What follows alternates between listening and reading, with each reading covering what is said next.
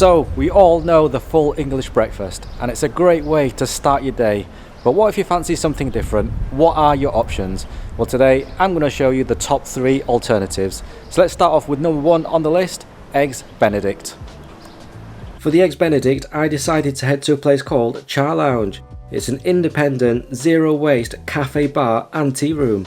I've walked past this place a few times and it looks like an interesting little cafe. So why not use this opportunity to try out the food in this video?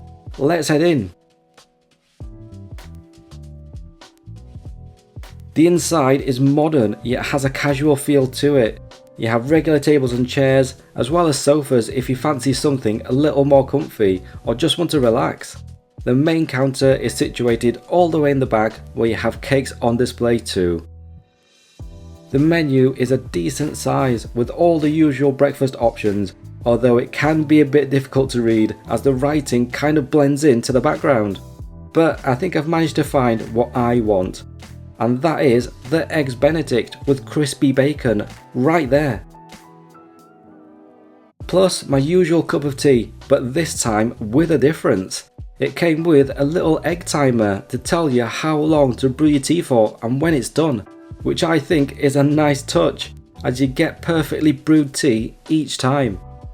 So timer done, let's add the milk, give it a stir, and it was a great cup of tea. So here is the Eggs Benedict. The hollandaise sauce looks amazing.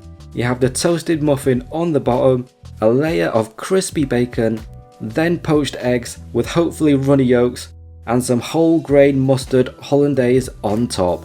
I think I'm going to enjoy this one. Let's try out a bit of each item individually first to get a sense of the flavours and then go for a combo bite. First up, the toasted muffin. I've cut off a little piece, it already has some hollandaise on it. Let's take a bite of this. A good toasted muffin. I think I need to go in for the mustard hollandaise next, as I've already had a bit of a preview. I like the colour of it, you can see the whole grains of mustard. Let's go in for a taste. Really nice. You get a creamy mustard flavour, the whole grains add a bit of a crunch, and you get a sour lemony flavour too. I like it. Let's try out some of the crispy bacon. I've cut off a piece with the fat on it. Again, it's covered in the nice mustard hollandaise. I can't wait for this bite. Let's do it. Delicious. You get the salty bacon flavour as soon as you bite into it. There's a slight crisp to the outside and the sour tang of the sauce complements it perfectly.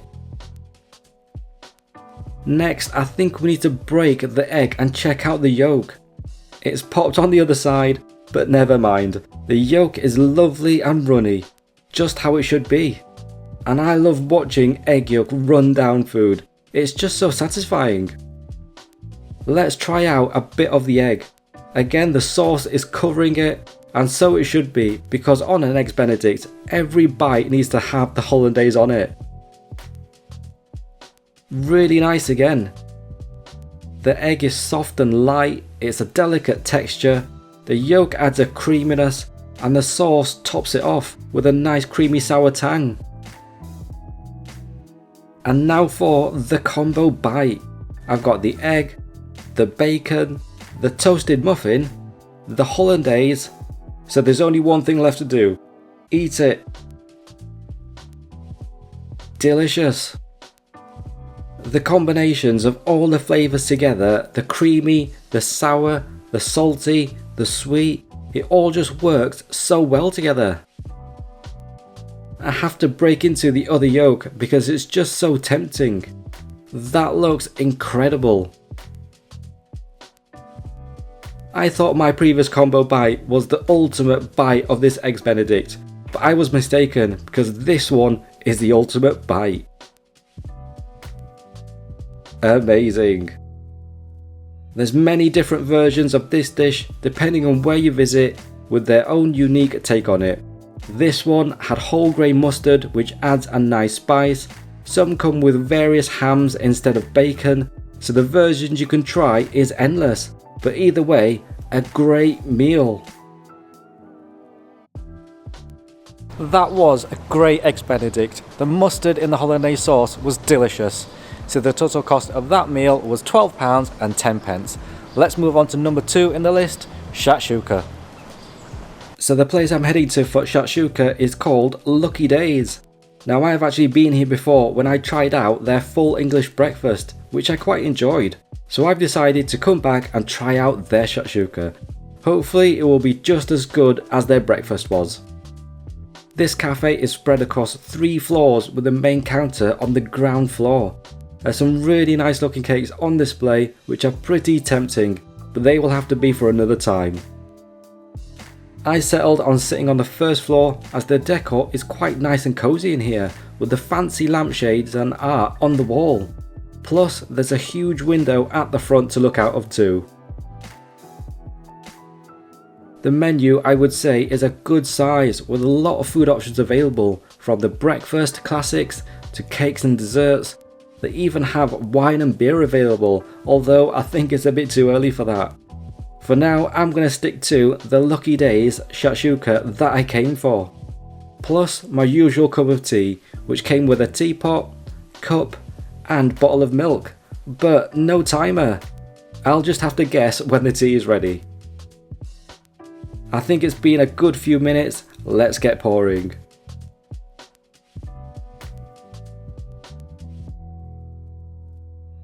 It's a good tea. So here is the Shatshuka, and I bet a lot of you are wondering what actually is Shatshuka. Well, I only found out a couple of months ago when I tried it for the first time and really enjoyed it. So Shatshuka is a dish of baked eggs in a tomato and pepper sauce. Said to originate in Tunisia but now eaten across the Mediterranean and Middle East. And it was a revelation when I had it, which is why it made the list. Again, I'm going to try out the individual items to get a sense of the flavours, and I'm going to start with the tomato and pepper stew. This one is a pretty thick consistency. You can see the peppers and tomato in there. Let's give it a try. Really tasty. You get the sweet and sour tangy flavours of the tomato. The peppers add a crunch and freshness. There's onions in there along with various spices, with cumin and chilli being one of them, as it's got a bit of a kick to it. You can opt to have either chorizo or feta cheese in your shakshuka. I went for feta as I think it makes the dish a bit lighter. I've got a piece of it here, let's go in for a bite. Really nice. It crumbles as you bite into it. It's salty in flavour and it holds its shape too, which I think is going to be great for combo bites. Let's cut into one of these eggs as I think it should have a runny yolk inside. It's only slightly runny, but I guess runny nevertheless, even if it's only a bit. Let's try it out. It has some of the sauce on it already, but I don't mind as it's delicious. I've got a bit of the yolk as well. Here it goes. A nice egg. Now usually this dish comes with an accompaniment of some sort of bread, so you can dip it into the sauce. It says on the menu that this one includes toasted focaccia. Let's taste it. It's pretty good. But shakshuka is all about the combos, so this is egg, feta cheese, the tomato and pepper stew. Let's take a bite of this. Delicious. And I think I need to dip the bread in the sauce too, as that's what it's for.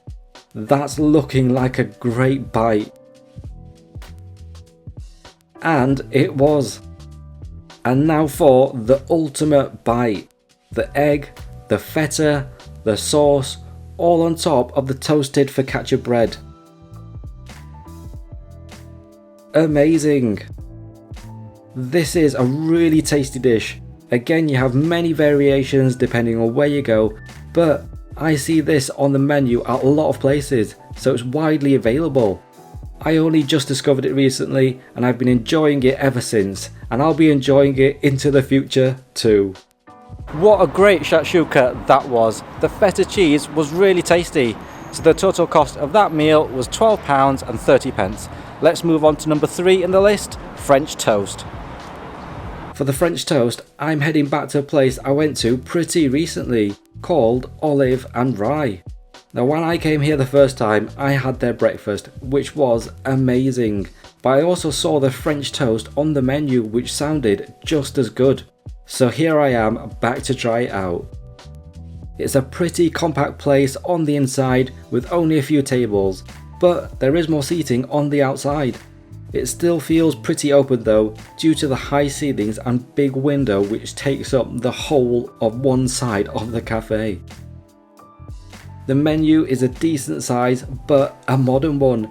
You won't see many breakfast classics in here, and if you do, they've been modernised, just like the dish I'm going for today. The lemon meringue French toast right there. Plus the usual cup of tea, which also didn't come with a timer. I think I'm going to be looking out for that wherever I go now. I think I've left the tea long enough, let's make it.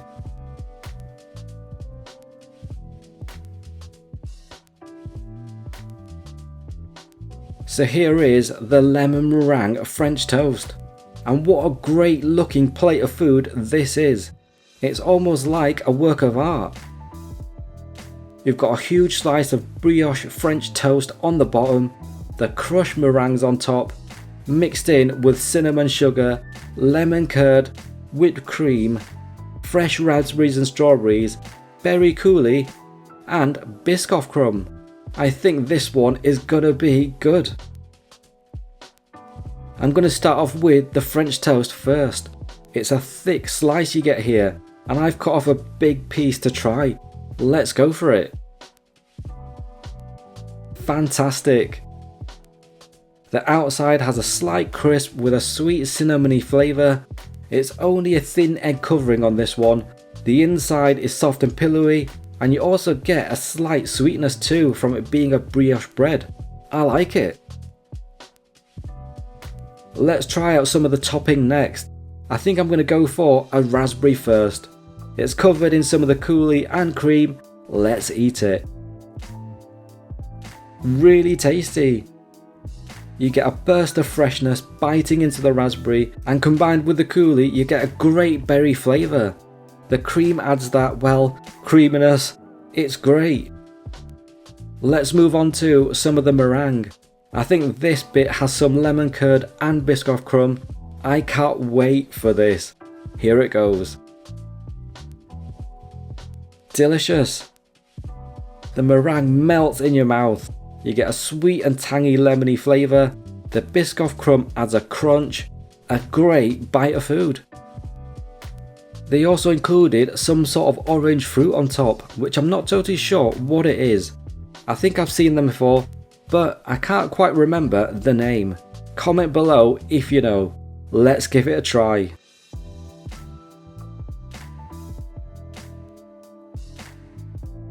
That's pretty good. It's not too sweet, it's soft when you bite into it, the flesh on the inside is soft as well, a nice little fruit. I think the time has come for the combo bite. I've got some of the French toast, the meringue, the lemon curd, the cream, the berry coulis, basically everything on the plate, and I can already tell this is gonna be epic.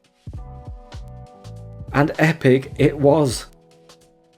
Everything just combined so well together. The soft and sweet brioche French toast, to the sweet meringue and coulis, to the freshness of the fruit and tanginess of the lemon curd. But I think there's one thing that tops it all off, the Biscoff crumb. It adds that brown sugar caramelised butteriness that gets your taste buds salivating. This has to be one of the most luxurious French toasts I've ever had, and I enjoyed every bite of it. It's something that you can get at a lot of cafes, and like the others, there's many variations with different toppings and breads.